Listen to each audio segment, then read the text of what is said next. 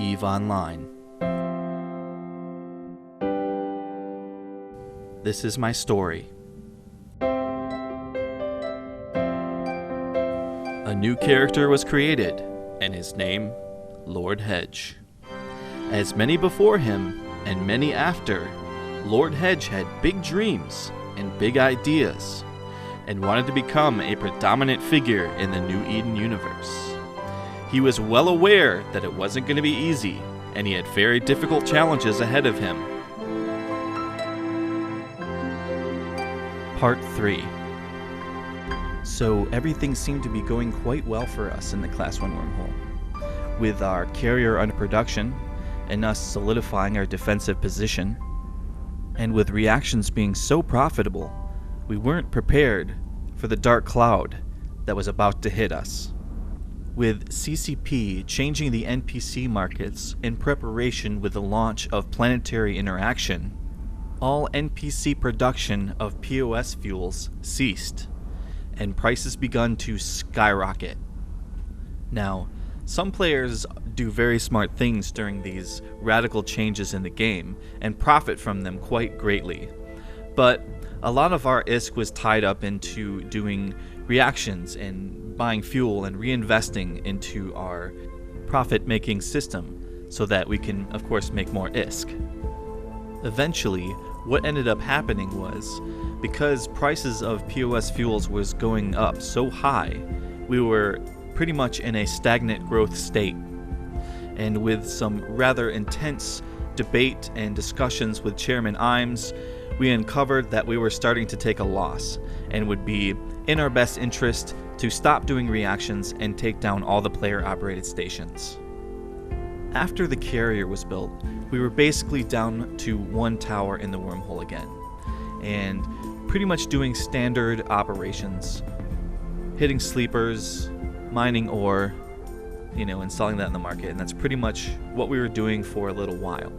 It didn't take very long after this sort of activity that we felt that we wanted to grow. We wanted a bigger challenge, we wanted to make more ISK, and it was basically time for a change. Around this time, our not-so-active alliance leader decided to try to become a little more active, and he wanted to try to get us to move out into NPC null-sec. Some problems started popping up when it seemed that other members in the alliance didn't seem so interested in this proposition. When I discussed it with Chairman Imes, he wasn't interested either. In fact, he wanted to move up into a higher class wormhole. He was not interested in moving into NPC null-sec whatsoever. We had one rather large problem, and that was, we decided to build so many battleships and the carrier, we kind of locked ourselves in. Now, some might see this as a negative, but I came out with it with a positive outlook, and that was a group of PvPers came in the wormhole and were taunting us and trying to get us into a fight, and Chairman Imes, with his brand new carrier, felt rather invincible. So we decided to engage them. He flew off with his carrier and quickly got into a fight that was unmanageable. There was about 15 players attacking his carrier, and I went in to assist with a Tech 3 Legion. I was quickly overcome and potted, and I headed back to the POS as he was being engaged, and I was hopeless to help him in any manner. As an act of defiance to the PvPers, he made a great sacrifice to self-destruct his carrier. He basically wanted to deny them the kill mail, so he destroyed his carrier. Now, with us free of the carrier and without any further obligation to stay inside of the Class 1 wormhole, we began going on the hunt to find a Class 3 wormhole. So, I went on the hunt and took several days scanning to find a Class 3. I did find a few, but I didn't find any that were suitable for us. So what ended up happening is I was scanning down several systems one day, and I was coming back to Amar to pretty much close out and possibly refit. I don't remember what I was doing. And then I noticed in local, someone was telling people that they were selling a Class 3 wormhole. And I immediately sent them a message and made an offer. With the added bonus, they were selling a capital ship inside of the wormhole with the Class 3 wormhole itself. So, I made my offer. I offered them 2 billion ISK to purchase their wormhole. They were shocked, and they said, you know what, that is too much money. Who says that in Eve? That's incredible. Anyways, they're like, how about 1.2 billion? I was like, done. And so the purchase was complete, and we were about to make our move into the Class 3 wormhole. Just as we were about to do this, a little drama cropped up inside of our alliance. We basically informed Cash that we were planning on moving into a Class 3 instead of heading over into NPC Null, and he really got upset with us because of it. It really wasn't so much me, as he had a discussion with Chairman Imes, and because Chairman Imes wanted to have nothing to do with NPC Null, they had a rather heated debate, and Cash basically told me that, you can't be in the alliance unless you get rid of Chairman Imes. Well, of course, that wasn't acceptable because Chairman Imes is my real-life friend, and we've been so far together in our journey in EVE Online, we had no choice but to leave our alliance. So we basically said goodbye to Zypher's alliance, and I was very diplomatic about it. I wasn't disrespectful to Cash. I did my best to leave in a kind and, good manner. And so began the great self-destruct of 30 battleships in the Class 1 wormhole because we couldn't take them with us. I think we did end up giving 5 of our battleships over to Inturis and maybe some, but I think at the time Mew Mew Corp was not active, so we couldn't give them any. And besides, we probably wanted to collect some of the insurance money to recoup the loss of losing 30 rather expensive ships. And of course, we were able to get out all of our cruisers and stuff. And I think at the time I had like 3 Tech 3 Legions, maybe 1 or 2 Tengus. We had a lot of stuff because we had so much money. It was kind of out of control. So we basically waited for a day that the static exit on the Class 3 was near high-sec. The static exit on this Class 3 actually had a null-sec exit. And with its mass, we were able to easily control the traffic coming in and out of the wormhole. We had several battleships used to close down the mass of the wormhole. That way, if too many ships came in, we could simply jump through with a battleship with its micro warp drive active and close the wormhole. So it took us a little while to get fully set up in the Class 3. But once we did, we began to discover that the Class 3 was substantially more lucrative than the Class 1. Because the wormhole had not been farmed for a few days, our first day in hitting sleepers netted us probably about 1.5 billion ISK. And just like that, we are off and running again. So, around this time, this is where Omega Geist started to play the game again, and he really found his direction in EVE. Very fortunate for us, all the planets inside the Class 3 wormhole were able to be used to produce every POS fuel that was needed for our station, besides, of course, ice products, where you would have to still go out of the wormhole and either buy or mine ice. So, with our rather limited access to high-sec, we had no choice but to become self-sufficient.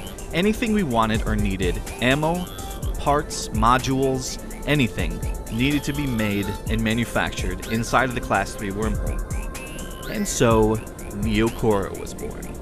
Neo Korra was a character that I first played EVE Online back towards the beginning of when EVE Online was created.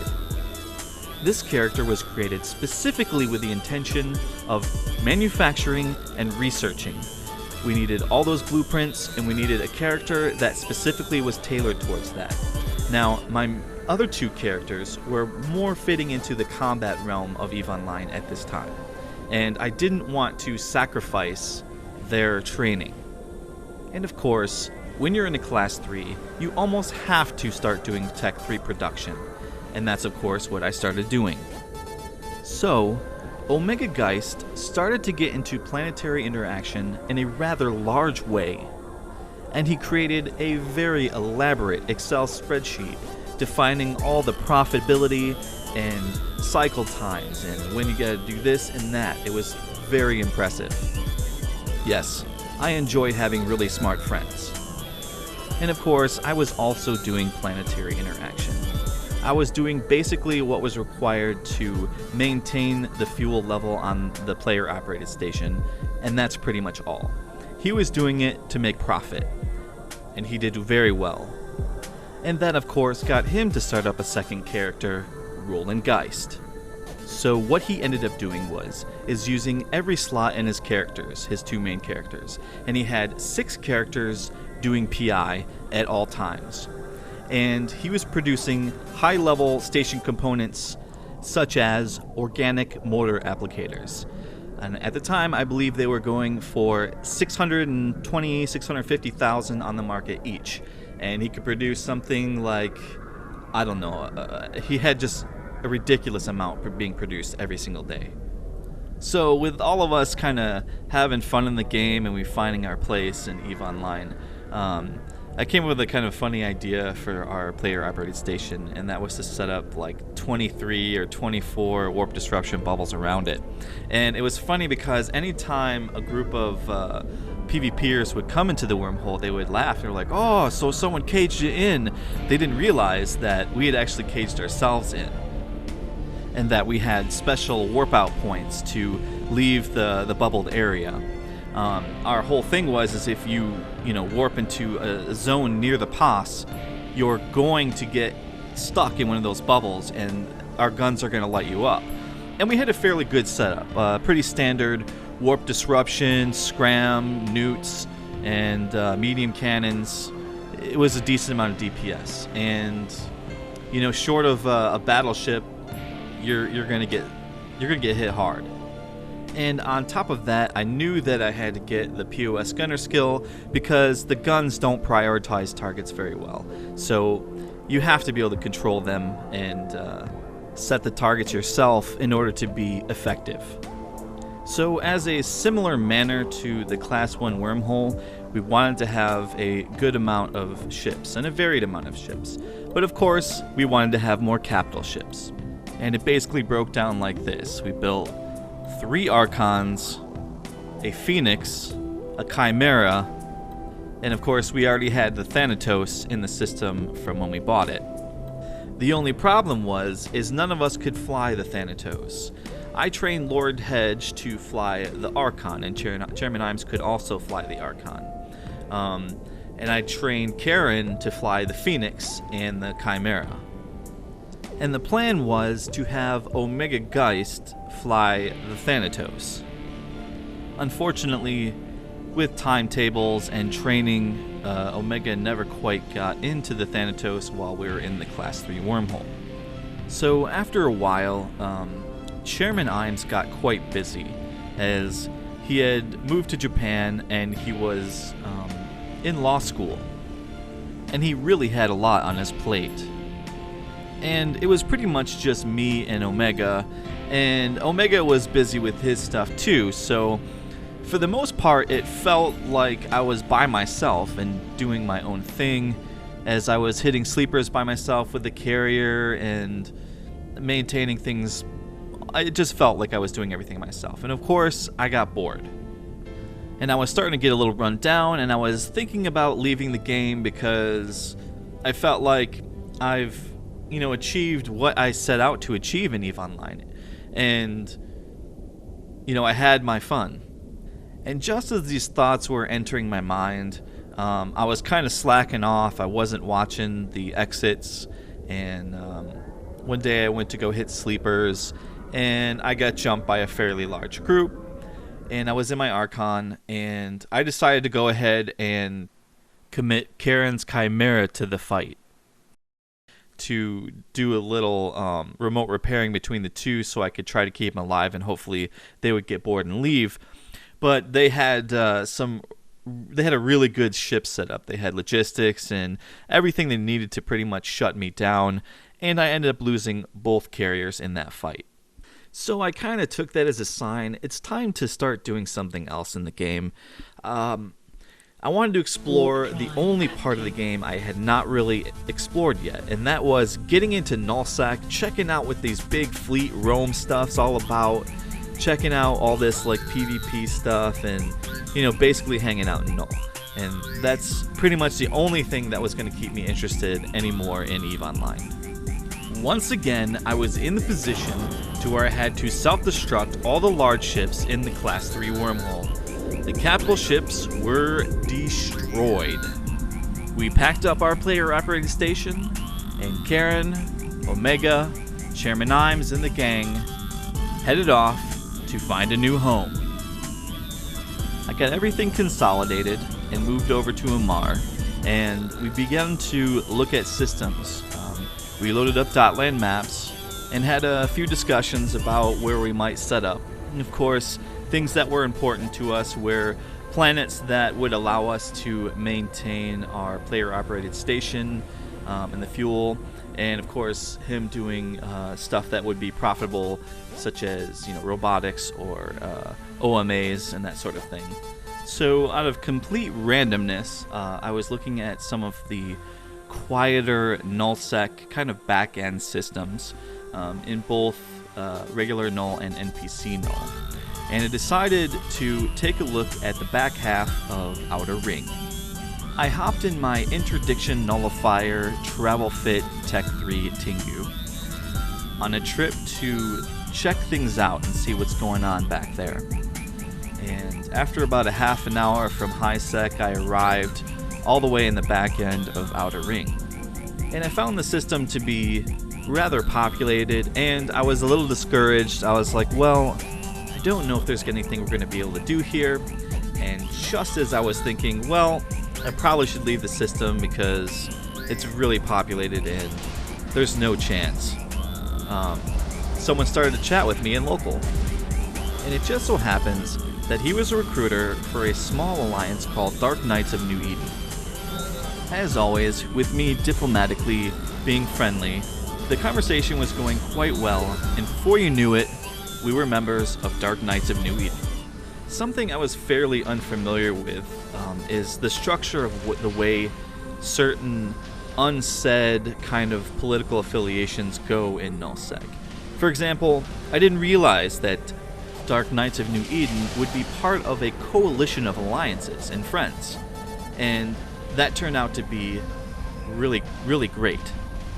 So within the next few days, Omega Geist came back online, and I discussed with him what just occurred, and he was fairly excited about it, and I was too. And we immediately made diplomatic contact to discuss setting up a player-operated station in the back end of Outer Ring. And as it turned out, they were pretty happy of our interest in setting up into null-sec, because a larger portion of Dark Knights of New Eden were still in high-sec and in wormhole space. The only hiccup in our plan was that we were fairly unaware of the rather large amount of logistics that were going to be required to move from high-sec to NPC null-sec and set up. And my first trip into null-sec to start the setup was a good indication that it was going to be problematic.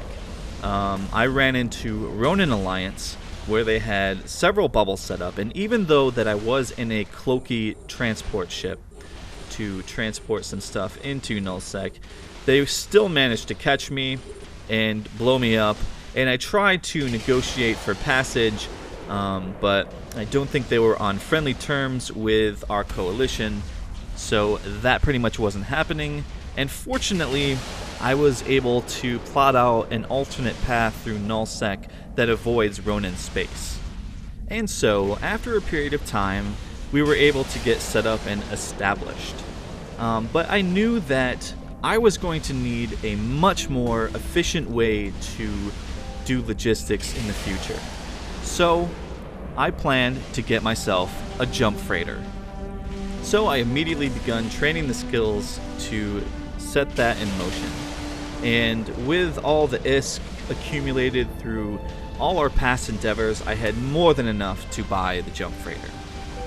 And over the period of time that I was working on the skills to get into the ship, I noticed a pretty good deal on a freighter, and I paid, I think, about $7.1 billion for the jump freighter, which is about $300 million that was off market price. I considered that a deal, and so I bought it.